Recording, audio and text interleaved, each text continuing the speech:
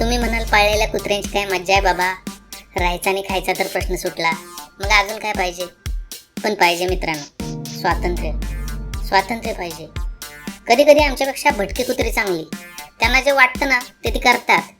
कुठल्या गाडीच्या मागं लागा वाटलं लागतात, कुणाला चावा वाटलं चावतात. पण आमचं तसं नाही हो. घरातल्या लोकांची मर्जी सांभाळायला लागते, कारण खायला प्यायला ते लोक देतात. काय आगावपणा केला तर ते कायमचं बंद व्हायचं. जपून वागायला लागतो खूप. आज माझी तुमच्याबद्दल एक मोठी कंप्लेंट. अख्ख्या प्राणी जमातीत आमच्या एवढे इमानदार कोण नसेल. हाय कोण? कुणी एवढा भाकरीचा तुकडा दिला तरी आम्ही त्याला लक्षात ठेवतो, त्याचं इमान राखतो. खायचं सोडून द्या, अहो नुसतं डोक्यावर प्रेमानं थोपटलं तर किती भारी वाटतं आम्हाला. लगेच शेपूट हलवायला लागतो. आणि जिथे तिथे तुम्ही आमचं नाव बदनाम करत सुटलाय. एखाद्या खडूस माणसाला काय म्हणताय तुम्ही?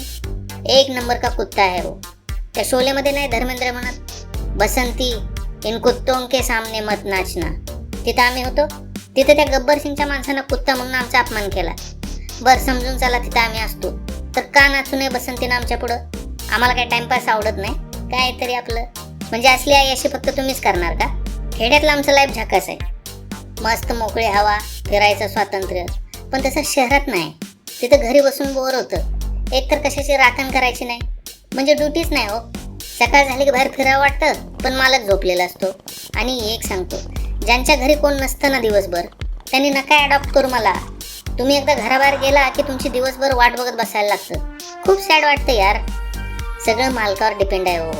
त्याच्यावर डिपेंड आहे सगळं. मालक चांगला असला तर मस्त लाईफ, नाहीतर जाम बोर. बॉल टाकून तू घेऊन ये, थँक्यू दे, बस म्हटलं की बस, उठ म्हटलं की उठ. असे केलेलं नाही आवडत यार आम्हाला. कुणाला आवडेल हे? सिटीमधलं आमचं लाईफ तसं बघितलं तर थोडं अवघडच आहे.